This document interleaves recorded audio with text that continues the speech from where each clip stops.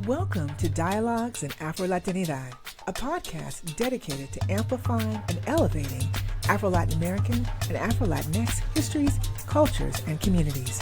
I'm your host, Dr. Michelle Reed-Vasquez. Join us for conversations with experts and artists to learn more about Afro-Latinidad. Venga.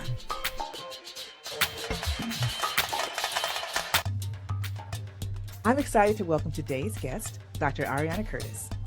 Ariana Curtis is the Curator of Latinx Studies at the Smithsonian National Museum of African American History and Culture, where she leads research and collections that center Latinidad through an African American lens. She has published in academic and popular outlets and appeared in national media, including NPR, Latino USA, and The Root. Her TED Talk about women and museum representation has received over 3 million views. Dr. Curtis is a Fulbright Scholar, founding member of the Black Latinas Know Collective, and board member of Duke Libraries, the National Association of Latino Arts and Cultures, and the Museum Association of the Caribbean. Ariana, welcome to the show, and thank you so much for joining me today. Thank you so much for having me. So you grew up in Western Mass, the Springfield area, and now you're a curator at the Smithsonian. So how did, I know, right? How did your early life shape your professional interests in Afro-Latinidad and your interest in those areas? This is such a great question because I will say that I'm someone, because of my curatorial work, I think I have been forced to speak a little bit more personally, just for many reasons, but we'll get into those. I was born and raised in Western Massachusetts. I'm the child of New Yorkers, and anyone who is family with or children of New Yorkers know how important that New York identity is to them. So my mother's African American. She was born and raised in Brooklyn, New York. My dad is Black Panamanian. He was born in Panama and raised mostly in Queens. So they met in New York. I'm the youngest of four. My oldest brother was born in New York. The rest of us were born in Western Massachusetts. So I was raised in this small town in Western Massachusetts. We often went to Springfield, the city, for most social things. Mm-hmm. But I was actually grew up in a small, predominantly white town called East Longmeadow. And I went to school with the same people, basically, for my whole life. So there were 3 elementary schools that fed 1 middle school, 1 high school. My graduating class was maybe 200 people, and that was considered a very large class. But I say all that to say that, in terms of identity, it's not that I was always around different kinds of people where I had to kind of reintroduce myself. So I very much understood myself as Black. Both of my parents are Black. They're from different countries. And that's just, what we knew. Mm-hmm. Western Massachusetts is actually very densely Puerto Rican. So before Hurricane Maria, I think it was one of the densest concentrations of Puerto Rican in the mainland United States, right? Not quantity, but just density. Mm-hmm. And I mention that too, because I constantly saw Puerto Ricans of all hues, with varying levels of Spanish. So I didn't have to grow up in a Spanish-speaking household or travel to Panama or live with other Panamanians to know and feel that I was Panamanian. In the same way that I always knew I was Black in this very predominantly white town, in the same way I knew both of my parents were Black, but from different countries. And so I started to call myself differently, not because I think of myself differently, but because as I moved through different contexts, I realized how I considered myself or how I articulated myself was being misunderstood. And so getting, all of that to get to your question of, like my Latinidad is Black. It's not a Black, like that I'm Black and Latina as Latina, not Black. I'm always like, I'm Black mixed with Black. My Latinidad is Black and I'm African American. And these two things are not in conflict in the way that I felt people made them feel like they were, right? That you had to choose something. And so in college, once I left that town and, people knew my parents, they knew my family. Like I said, I didn't have to ever reintroduce myself or explain anything about why my dad has this Panamanian flag in his car, or why his name is Rolando. So when I get to college, I go to Duke in North Carolina, and being in the South was very different for me. Being in a predominantly Mexican Latinx context was very different for me. I didn't realize how Caribbean my context was until I left it. Mm-hmm. And so college was where I had to think about myself personally and how I described myself in ways that people would understand. but it was also that seed for my academic interest, right, in enhancing this visibility of Black people in Latin America and Black people of Latin American heritage in the United States. So that kind of academic and personal context led to me pursuing this professionally. Great. Do you want me to keep going?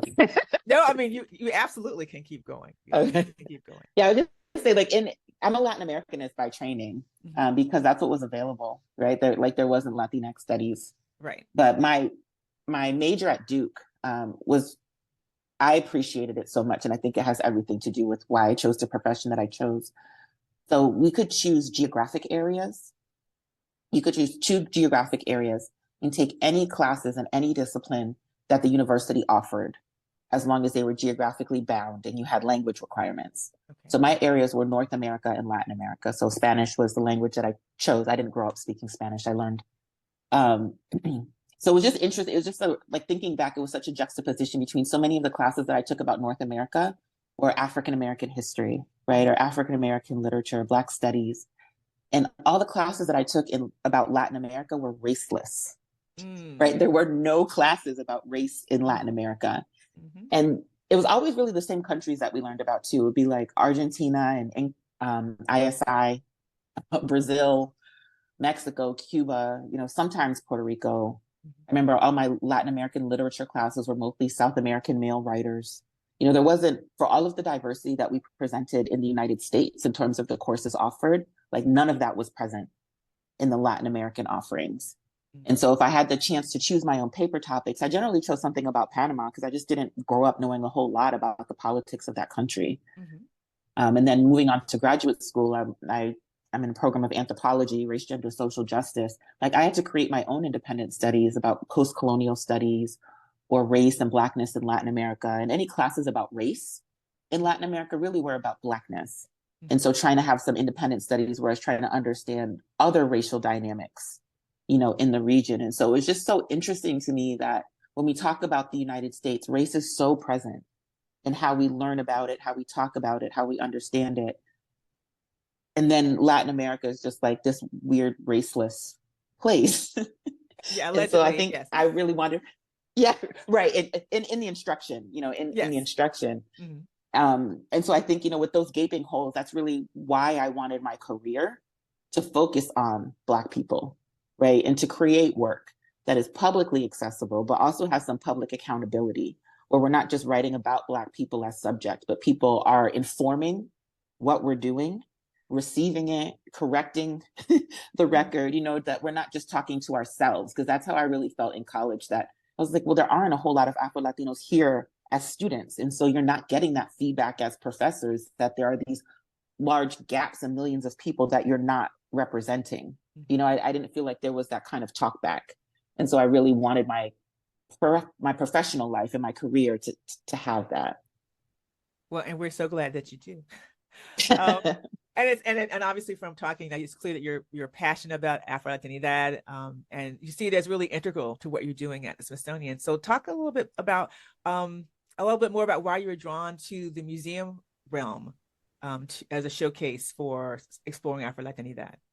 Yeah, and that's another great question, because I think I try to normalize when I talk about my career trajectory. I try to normalize that I didn't know what a curator really did until I was late in graduate school. It's fine to learn new things and change your mind about what you want to do. I really thought I wanted to do policy work. I thought that was, how I was going to express these passions. But I think museum work builds nicely just on the multidisciplinary academic training that I had, right? Considering all of these different things about a place. And I think because I got that so early as an undergrad, being able to take politics and literature and language and anthropology and economics, and just really go deep in a particular place instead of going broad in one discipline. I think that museums, the way that they include visual, material, and tangible culture, that we hopefully, at least Black museums for sure, try and normalize these different ways of knowing and these different ways of being, and really putting forward multiple perspectives and multiple lenses, to understand something. I think that and the public accountability piece, really was just so important for me in ways that I didn't know until I was doing policy work. And I was like, there's no public accountability for this. Like people are, everyday people are not reading these policy papers to know how it is that people have, interviewed them to talk about their situations where, at least theoretically with the Smithsonian being free, that anyone can come in, and see your work. Museums now allow photography, so anyone can take a picture and post on social media and talk about, what they liked, what they didn't like. And we see that, and I think differently, we value it. But being able to have that kind of talk back, being able to get that kind of feedback about something that you're putting forward, I think is just really critical to me. And so I love that I'm part of that representation and interpretation, both as anthropologist and curator, because I think both of those professions lie so deeply on relationships, right? And community knowledge. And so I think for me, being an Afro-Latina curator, being able to represent Afro-Latinidad, not just as subject, right, but as a source of knowledge, as a cultural, political, social, economic foundation. And so being at the Smithsonian, I feel so passionately about making sure it's part of how we talk about Black Americanness, right? That Black and African American are not synonyms, and that we don't represent it that way. Like that we talk about it as part of Latinidad. So I was very intentional because I came in through this broader Latino curatorial initiative to the institution. I was like, no, I want my titles to be Curator of Latinx Studies, not Afro-Latinx Studies, because these things are not separate. And so when we're talking about, the growth of Latinx scholarship at this institution, I want to make sure that I am part of that central conversation, not an ancillary Afro-Latinx conversation. That we talk about Afro-Latinidad when we're talking about American history. These are not new.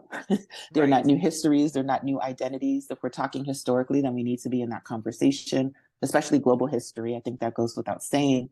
But also part of Black futures, just the demographic, even if we're just talking about the United States, there have been deep demographic shifts in this country, right? I think according to Pew, maybe last year, 1 out of 10 Black Americans is an immigrant, and so just thinking about when we're projecting and imagining that we are imagining Afro-Latinx and Afro-Latina people as part of these Black futures as well. And so I think that really has been, for me, the passion of my work is that in any space I'm in this large institution, that we can be certain that I'm going to bring up Afro-Latinidad. We're not going to pretend like that doesn't exist as part of this conversation, not just because of my personal identity, but because of my academic training and my professional commitment. Yeah, I love that framing, that it's a part of everything, past, present, future, and that you're there to make sure that it gets inserted, not inserted, but included in the conversation, that it's not, like you said, it's not some separate standalone, but it is very much a part of all the whole fabric. Yeah, I mean, hopefully it is sometimes inserted, right? I do think that it's important for me to physically be in these spaces, because if I'm not, we can't guarantee that anyone's going to bring this up. There just really aren't many of us at the institution, period.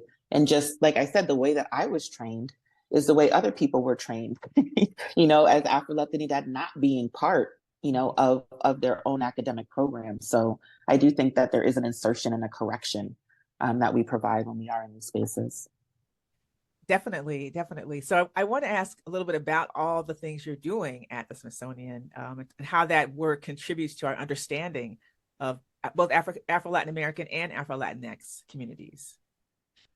Yeah, I think, sometimes when I think about, what do we do at the Smithsonian, or what even do, I kind of sometimes feel overwhelmed. Like it's so many things. It's so many things. Like there's short-term things and, like really long-term things.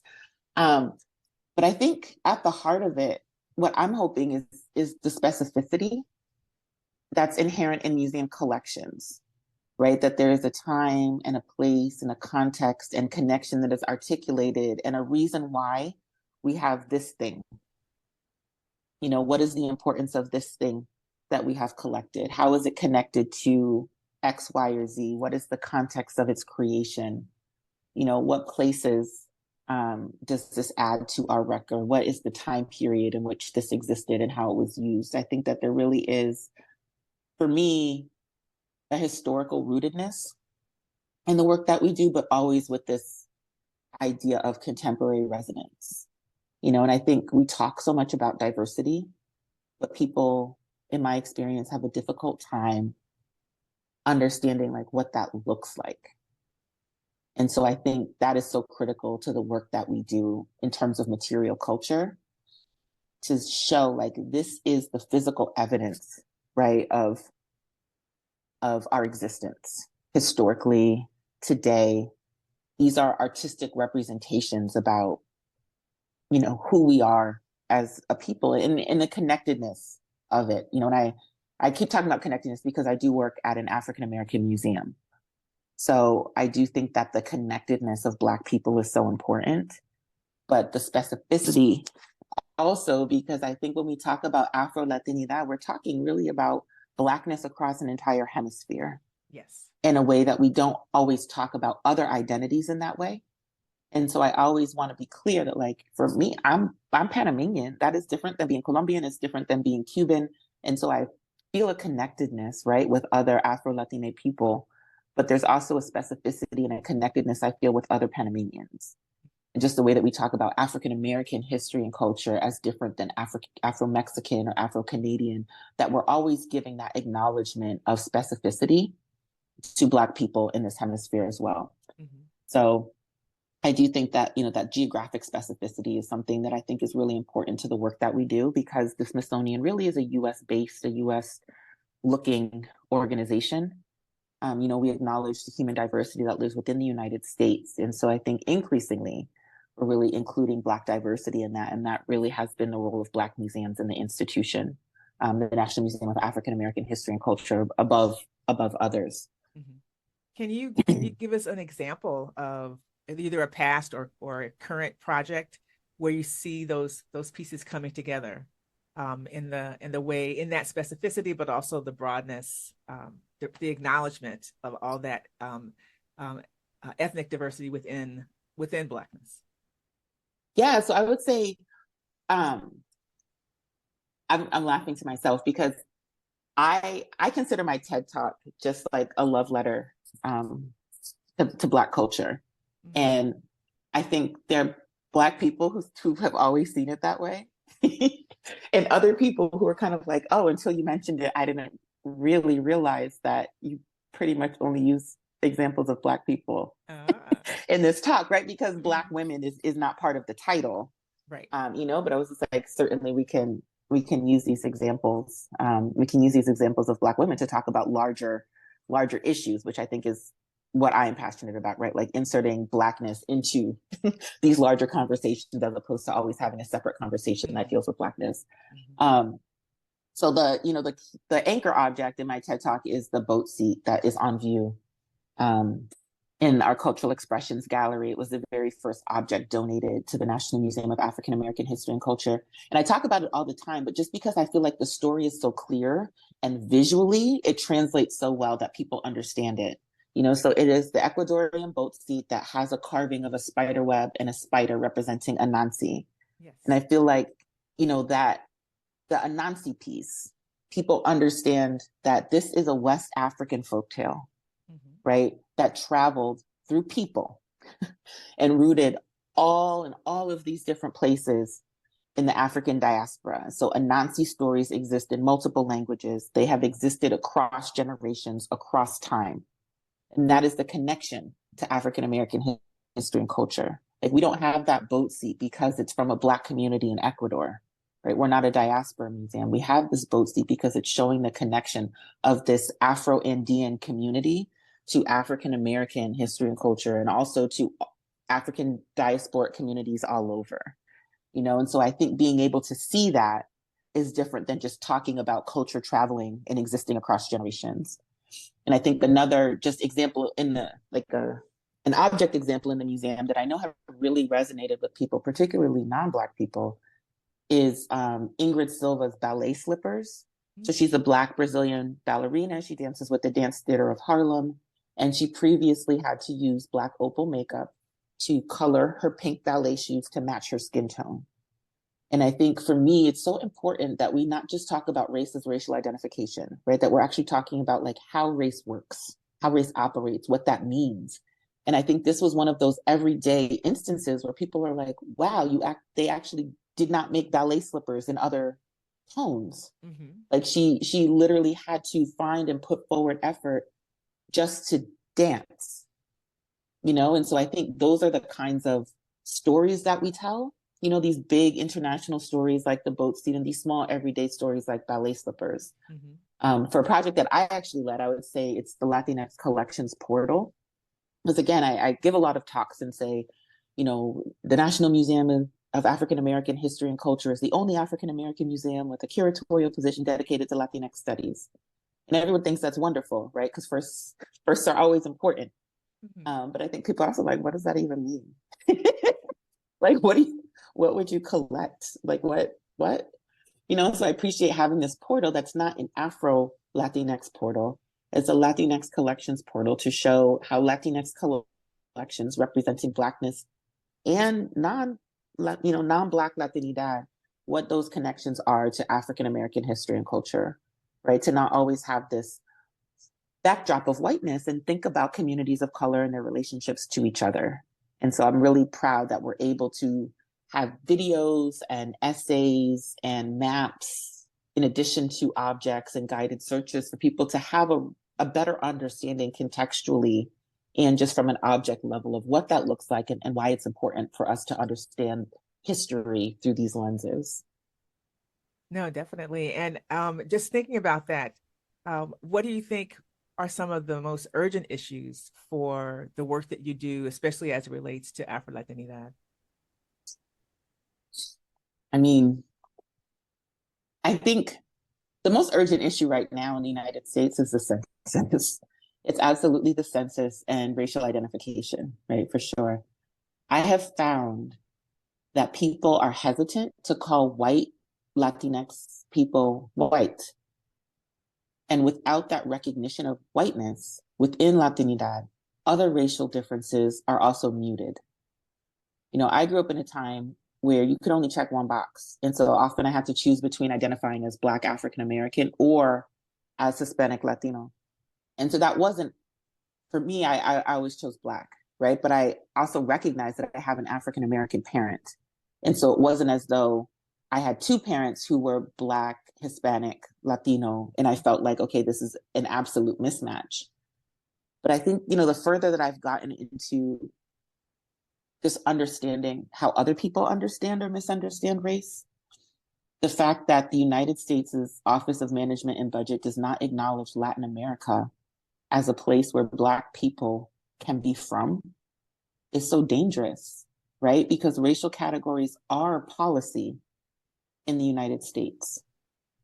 So if we stop disaggregating for race, we're saying any racial difference in Latin American heritage either doesn't exist or is not important in the United States, which we know isn't true, right? But then that also means that there's no standing for racial discrimination, right? To fight against racial discrimination, which we know happens because we know it's true for Black people everywhere else they name, right? But there wouldn't be any kind of legal standing for Black people of Latin American heritage.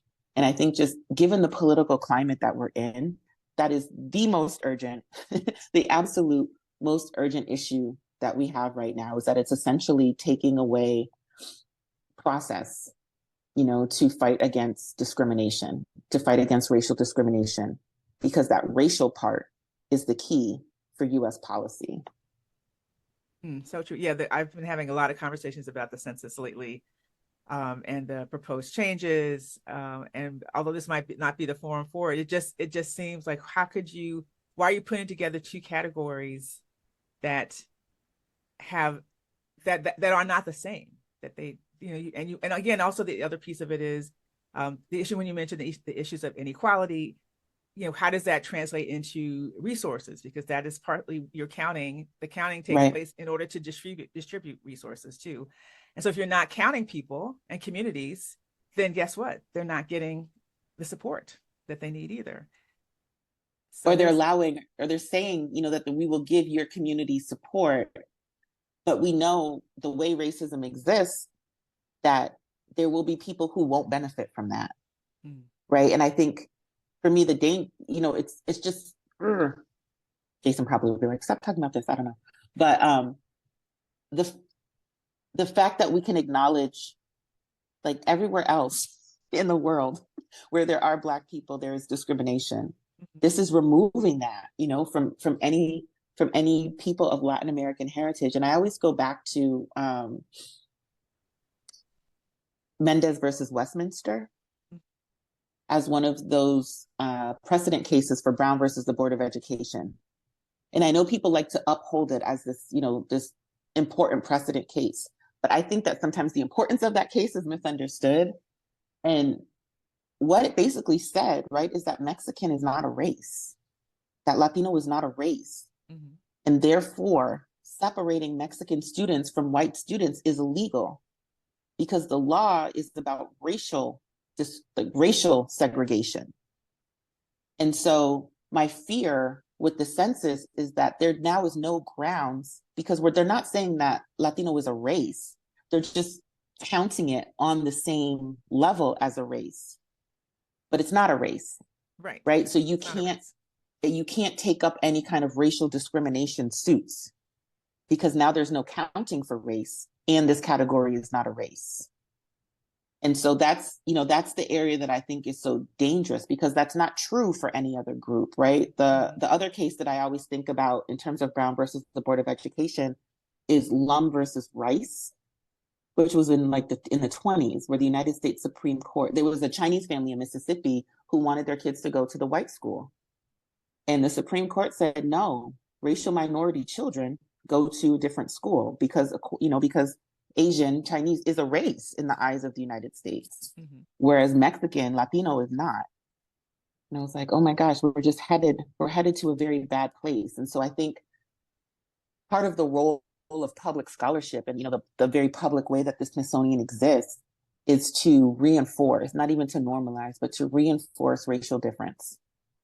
Not in a way that's, in a harmful way, but to say, like, the racial difference exists in Latin America in the same way that it exists in the United States. There may be more terminologies, right? But the hierarchy is the same, where whiteness is at the top and Blackness is at the bottom. And I think it's just so counterintuitive that now that we have Latin American censuses actually starting to count Black people more regularly. Panama, this is the second time, right, that they've done it. They did it in 2010, they did it in 2020, and the United States is moving in the opposite direction. Exactly. And so there's just this disconnect hemispherically that I think is just so problematic for us as Black people, and really just problematic for everyone, because we just don't have a good understanding numerically, like data-wise, of what is happening and how to move towards equality. I think that's beautifully said. Beautifully said.